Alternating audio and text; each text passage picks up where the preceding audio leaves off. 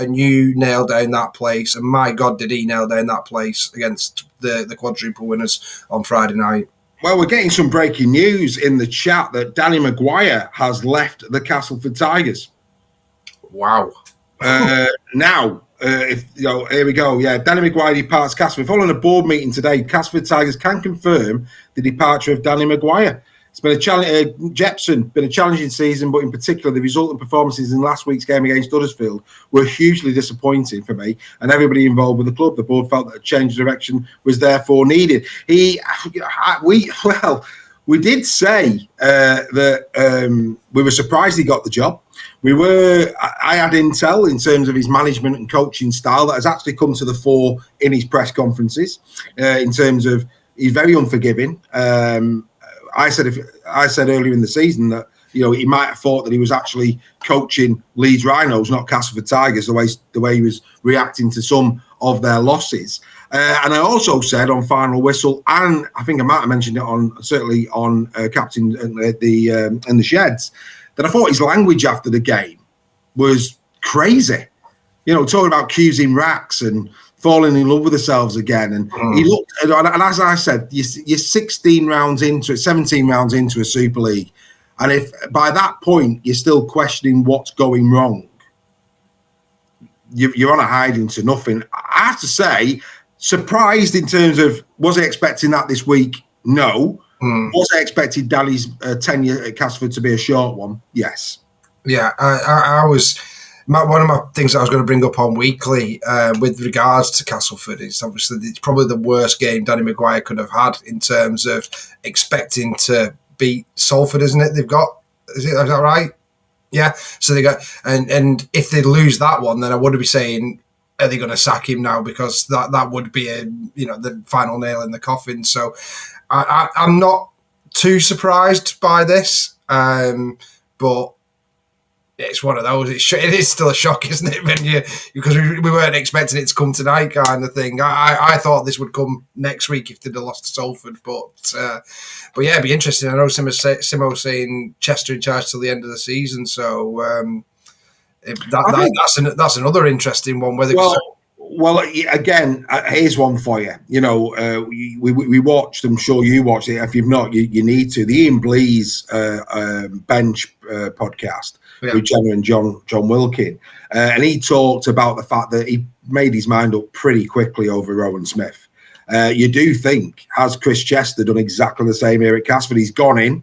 Let's be fair, he's been working alongside arguably one of the top-end coaches in the division in Adrian Lamb. And Adrian Lamb is an impressive character.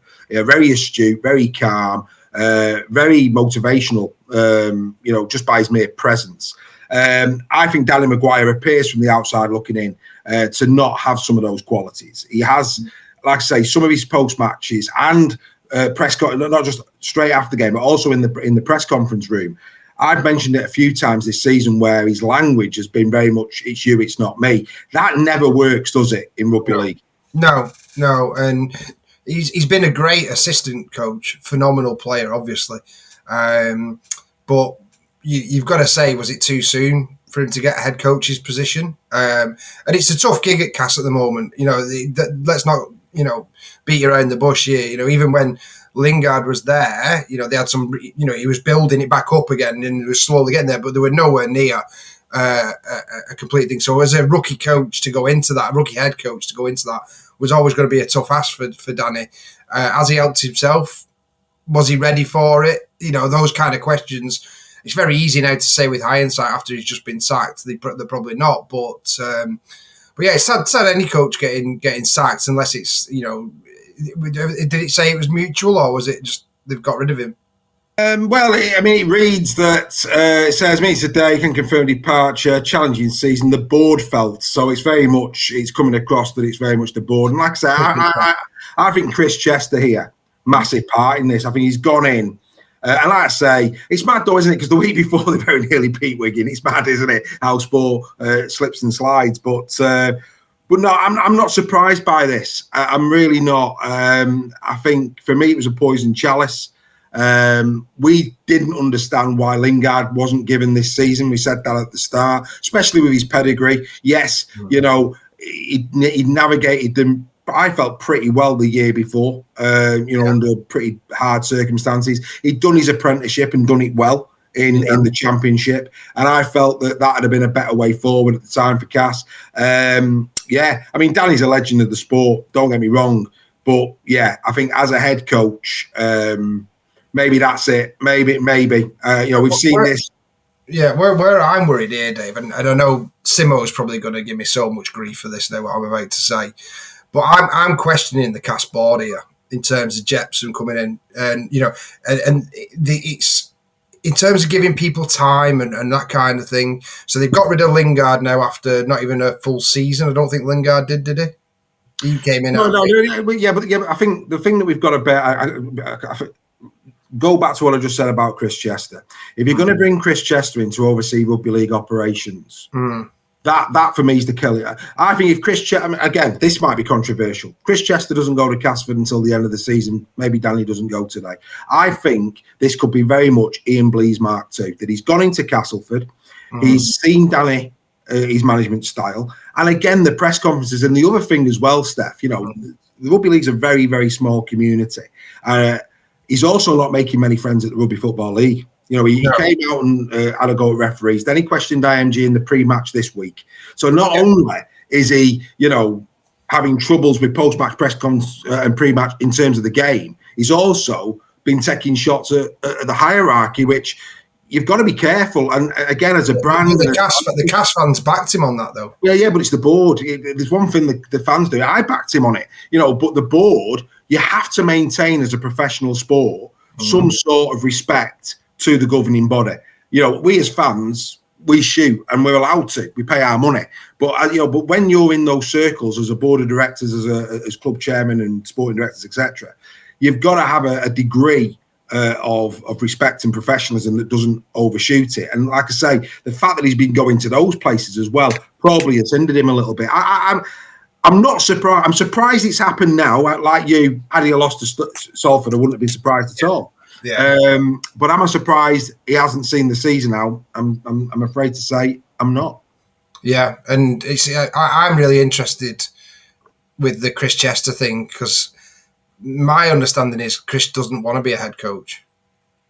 He's obviously doing the job till the end of the year, isn't he? Yeah. So whether that's right, wrong, or indifferent, I don't want to speak for Chris Chester. He may have had, he may not be liking being a director of rugby anymore, and he's, he does want to get back into it. But my understanding was he was quite happy being a director of rugby and didn't want the pressure of a head coach's job. But it will be interesting. The other one that's going to get thrown straight away in now is Steve McNamara, isn't it? I don't see that as a Steve McNamara post, though. Do you? Well, I don't see why it wouldn't be.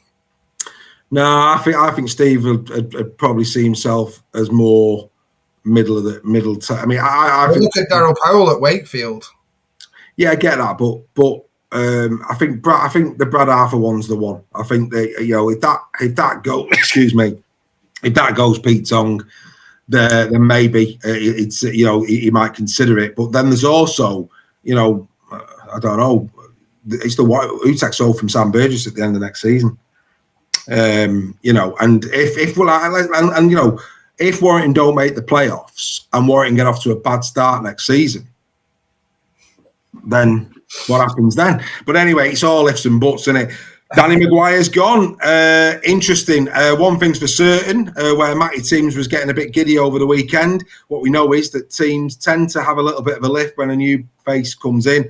And the fact that Chris Chester's overseeing it, who's, of course, the new overseer of all things rugby at Castleford, you'd expect they'll want to impress him. Well, one thing we do know is that Chris Chester is a phenomenal bloke. And he will, if it is the case that he's taking charge till the end of the season, he will do a great job, regardless of results or whatever, for Castleford. And it's been a great appointment for them, and more so from their recruitment as well. And the good thing is with Cass is that Jepson has got money to spend. He is going to invest in that team. So hopefully, for Cass and Castleford fans, this could be a sliding doors turning point moment for them.